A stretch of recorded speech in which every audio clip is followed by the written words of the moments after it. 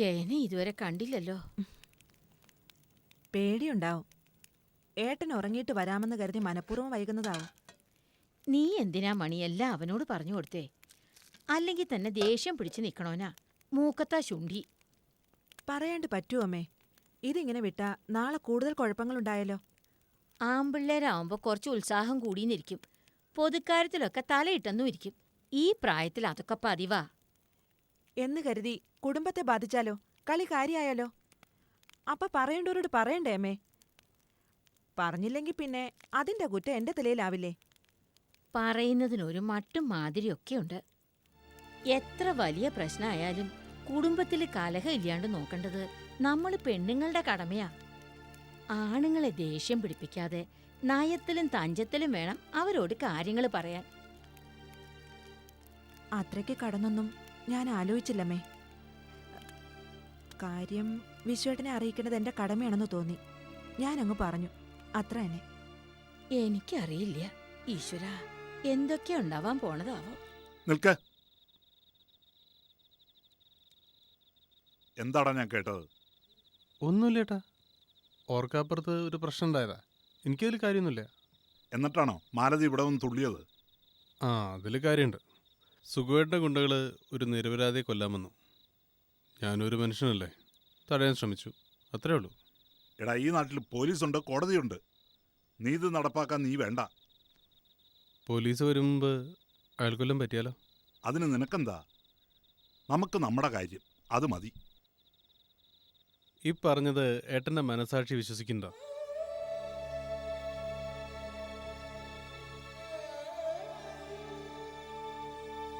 എന്തിനാ ഏട്ടാ ഇങ്ങനെ സ്വാർത്ഥനായി അഭിനയിക്കുന്നത്? എടാ, ശക്തിയില്ലാത്തവൻ യുദ്ധത്തിന് പോകരുത്. അനീതി ഒരു കരിങ്കൽ കോട്ടയാണ്. അതുമ്മ നമുക്ക് തലതല്ലി ചാകാം. പക്ഷേ അതിൻ്റെ ഒരു കല്ല് പോലും ഇളക്കാൻ നമുക്ക് ശക്തിയില്ല.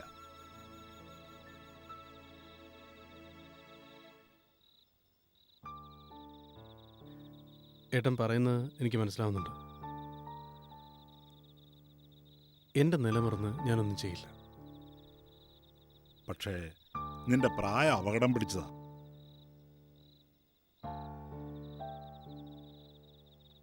തൊഴിലില്ലാത്ത ചെറുപ്പക്കാരന് വിദ്യാഭ്യാസം കൂടിപ്പോയാ അവൻ നക്സലേറ്റ് ആവും. അതാ ഇപ്പോഴത്തെ കാലം. നിനക്ക് ഒരു ജോലിയായിപ്പോൾ ആവശ്യം. ജോലി ഉണ്ടെങ്കിലേ ജീവിതത്തിൽ ഒരു ലക്ഷ്യബോധം ഉണ്ടാവൂ, ഉത്തരവാദിത്വം വരൂ. ആ പോട്ടെ, മേലാ കുഴപ്പത്തിലൊന്നും ചെന്ന് ചാടരുത്. ചെന്ന് വല്ലതും കഴിക്കുക. ഏട്ടൻ കഴിച്ചോ? ആ, എനിക്കിത്തിരി കഴിഞ്ഞിട്ട് മതി. ഇപ്പം വിശപ്പില്ല.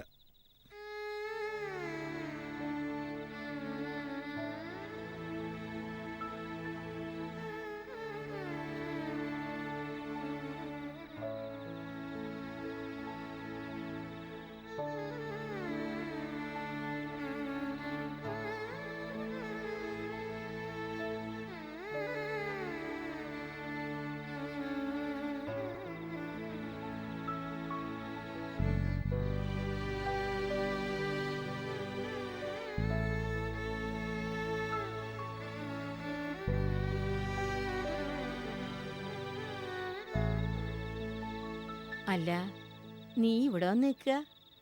വാ മോനെ, വന്ന് വല്ലതും കഴിച്ച് കിടക്ക്. അമ്മ ചെല്ല്, ഞാൻ വന്നോളാം. പേടി കൊണ്ടല്ലേ മോനെ ഏട്ടൻ ഒച്ചയെടുക്കണത്. അച്ഛനെപ്പോലെ നീയും പൊതുക്കാര്യത്തിനിറങ്ങി തൊലഞ്ഞു പോകുമെന്ന് അവൻ്റെ പേടി. ഇങ്ങനെ പേടിച്ചാലോ അമ്മേ?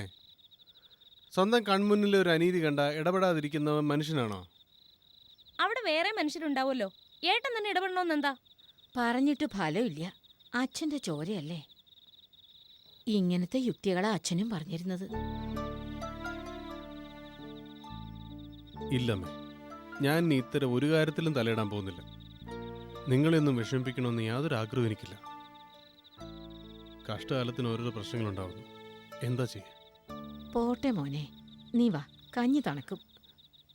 അമ്മയുടെ ഇത്തിരി നേരം എൻ്റെ അടുത്തിരിക്കെ, എൻ്റെ മനസ്സൊന്നും ശരിയാവട്ടെ.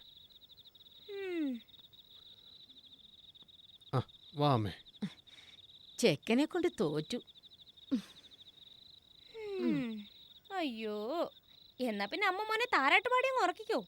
എനിക്ക് വിശക്കുന്നു. ഞാൻ കഞ്ഞി കുടിച്ച് കിടക്കാൻ പോവാ. ഉം.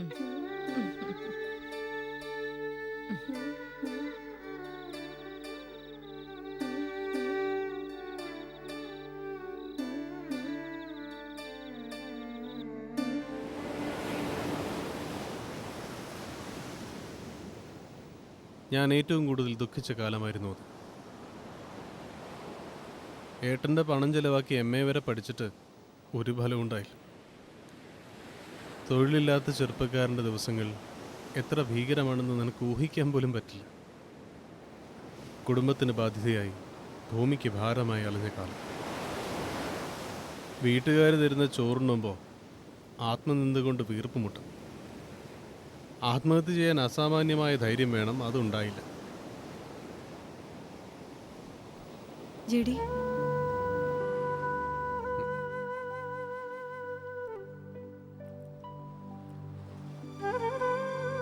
അന്ന് എനിക്ക് പിടിച്ചു നിൽക്കാൻ ശക്തി തന്നത് വാര്യർ സാറിൻ്റെ വാക്കുകളായിരുന്നു. വായനയുടെയും ചിന്തയുടെയും ലോകത്തിലേക്ക് അദ്ദേഹം എൻ്റെ മനസ്സിനെ തിരിച്ചുവിട്ടു. ആ ദിവസങ്ങളിലാണ് ഒരു അത്ഭുതം സംഭവിച്ചത്.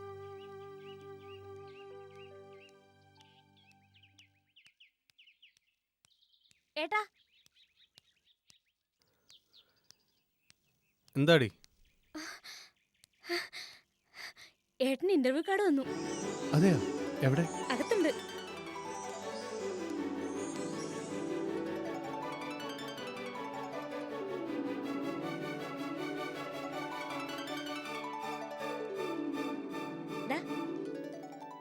KBM കോളേന്നാ. വരുന്ന 10-ാം തീയതി. കിട്ടുമോ മോനെ? അറിയില്ലമ്മേ. മെറിറ്റ് കോട്ടയാ. ഫസ്റ്റ് ക്ലാസ്സും ഉയർന്ന മാർക്കുള്ളതുകൊണ്ട് കിട്ടാൻ സാധ്യതയുണ്ട്. ആ, ഈശ്വരൻ എന്തെങ്കിലും എന്റെ സങ്കടം കാണാതിരിക്കോ? ഏട്ടൻ പോണം, കിട്ടാതിരിക്കില്ല. എന്തേലും ആട്ടെ, പോയി നോക്കാം. ജീവിതത്തിൽ ആദ്യമായി വന്ന ഇന്റർവ്യൂ കാർഡല്ലേ. ഏട്ടനോട്ടെ? അപ്പുറത്തുണ്ട്, നീ അങ്ങോട്ടല്ലേ? ഹായ്, ഏട്ടൻ കോളേജ് അധ്യാപകനാകുമ്പോ എന്ത് രസമായിരിക്കും അല്ലേ? സ്കൂട്ടർ വാങ്ങിക്കണം. അപ്പൊ ഞാൻ ഏട്ടന്റെ കൂടെ അതിൽ കയറിയിരുന്ന് പാഞ്ഞു പോവും. നിലത്ത് നിൽക്കും മോളെ, അതിര് കവിഞ്ഞ് ആശിക്കരുതെന്നാ. സ്വപ്നം കാണാൻ ചെലവൊന്നും ഇല്ലല്ലോ അമ്മേ. ഈശ്വര, ഗുരുവായൂരപ്പ, എന്റെ മോനെ തുണച്ചോളണേ ദൈവമേ.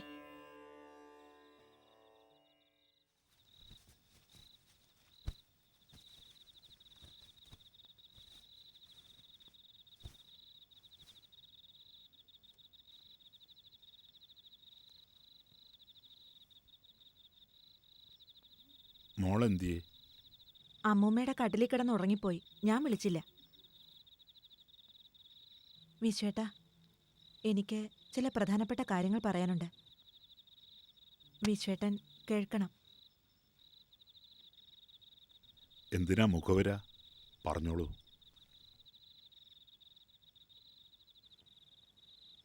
വിശ്വേട്ടൻ ദേഷ്യപ്പെടരുത്. എനിക്കൊരു മനസമാധാനവും ഇല്ല, അതുകൊണ്ട് പറയുന്നതാ. ദേഷ്യപ്പെടില്ല, നീ പറഞ്ഞോ. നമുക്കൊരു പെൺകുട്ടിയെ, അതിനെ പഠിപ്പിക്കണം, കൊള്ളാവുന്ന ഒരുത്തന്റെ കയ്യിലേൽപ്പിക്കണം. ഇതിനൊക്കെ ഇനിയുള്ള കാലത്ത് എന്താ ചെലവ്?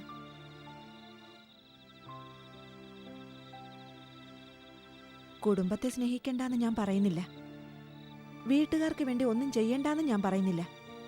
പക്ഷേ എല്ലാ ഭാരവും എല്ലാ കാലത്തും നമ്മൾ തന്നെ ചുമക്കണമെന്ന് പറഞ്ഞാ അതെന്ത് നീതിയാ? നമുക്കും ഒരു ജീവിതം വേണ്ടേ?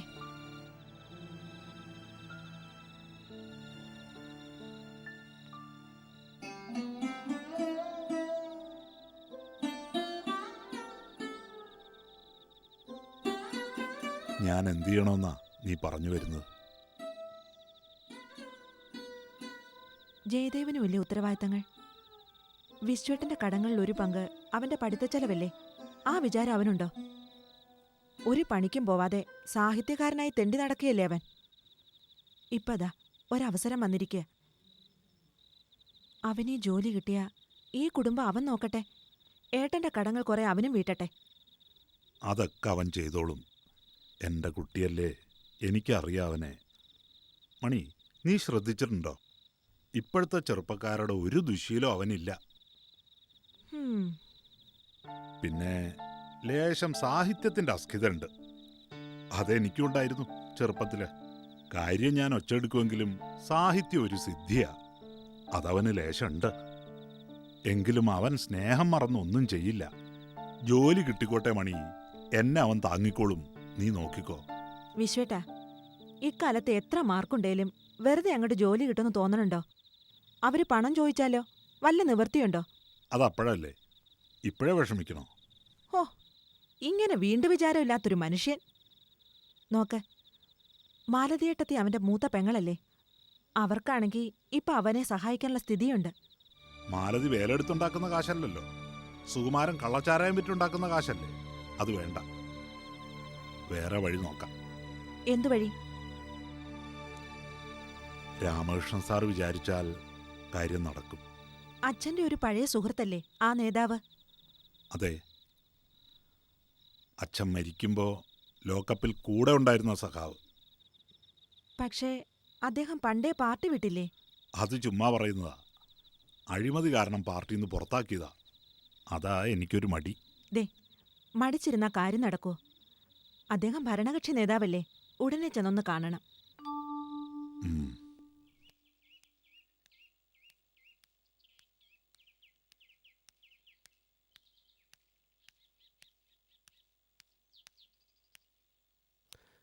വാര്യമാഷേ,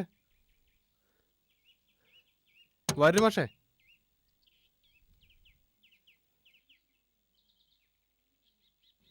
ആഹാ, ആരാ ഇത്?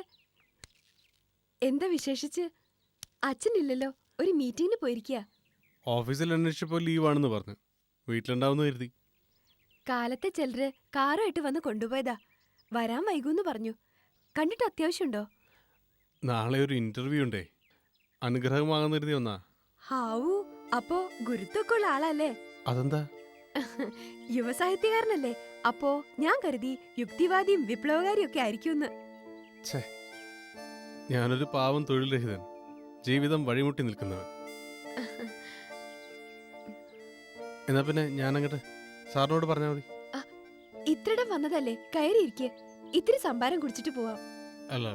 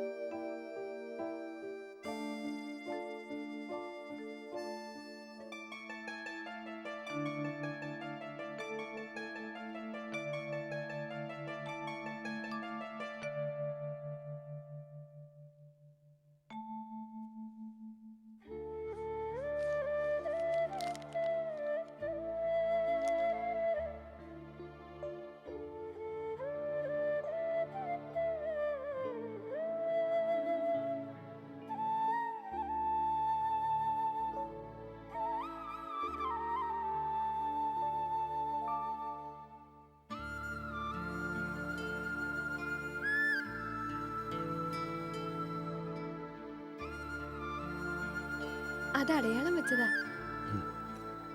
എത്ര മനോഹരം. ഭഗവാന്റെ കഥയ്ക്ക് അടയാളം വെക്കാൻ മയിൽപ്പീലി. അത് കുട്ടിക്കാലത്ത് എനിക്കൊരു സന്യാസി തന്നതാ. കേട്ടിട്ടുണ്ടോ? സ്വാമി ആനന്ദ തീർത്ഥൻ. അച്ഛന്റെ സുഹൃത്തായിരുന്നു. വടക്കേ ഇന്ത്യയില് യമുന നദിയുടെ കരയില് വൃന്ദാവനത്തിൽ നിന്നത്രേ അദ്ദേഹത്തിന് ഈ മയിൽപ്പീലി കിട്ടിയത്. അപ്പോ ശരിക്കും ഭഗവാന്റെ അനുഗ്രഹം തന്നെ. സംശയം എന്താ? ആട്ടെ, എന്ത് ജോലിക്കാ ഇന്റർവ്യൂ? KBM കോളേജിൽ ലെക്ചറാ. ആഹാ, അപ്പോ ഇനി മുതൽ ജയദേവൻ മാഷാവും. അതിന് ജോലി കിട്ടണം. അതൊക്കെ കിട്ടും മാഷേ. എന്റെ അച്ഛന് മാഷെ പറ്റി വലിയ അഭിപ്രായ. നല്ല അറിവുള്ള ചെറുപ്പക്കാരനാന്നാ പറയാറ്. അതിന് ഗീതയുടെ അച്ഛനല്ലല്ലോ ഇന്റർവ്യൂ ബോർഡിൽ.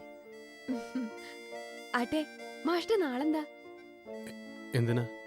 ഭഗവാൻ ഒരു വഴിപാട് കഴിക്കാം. അപ്പൊ ജോലി ഉറപ്പാവും. എല്ലായിടത്തും ഉള്ള ആളാ ഭഗവാൻ. അപ്പോ ഇന്റർവ്യൂ ബോർഡിലും ഉണ്ടാവും. ആ വഴി നോക്കാം. എന്റെ നാള് വിശാഖം. വഴിപാട് കഴിച്ചോളൂ. ഇറങ്ങട്ടെ. പിന്നെ എന്നെ മാഷെന്ന് വിളിക്കണ്ട, മാഷായിട്ടില്ലല്ലോ. പിന്നെ പേര് വിളിക്കാം. പ്രായം നോക്കിയാണെങ്കിൽ ഏട്ടാ.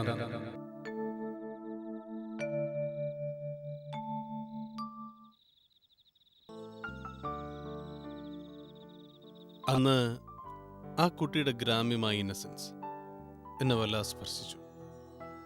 മയിൽപീലി കൊണ്ട് ആരോ മനസ്സിൽ തൊട്ട പോലെ. എൻ്റെ ആരുമല്ലാത്ത ഒരാൾ എനിക്ക് വേണ്ടി പ്രാർത്ഥിക്കുക, വഴിപാട് കഴിക്കുക, അതൊക്കെ ഒരു പുതിയ അനുഭവമായി. ദുഃഖങ്ങൾ മാത്രം പരിചയിച്ച എൻ്റെ മനസ്സിന് അതൊരു സാന്ത്വനമായി.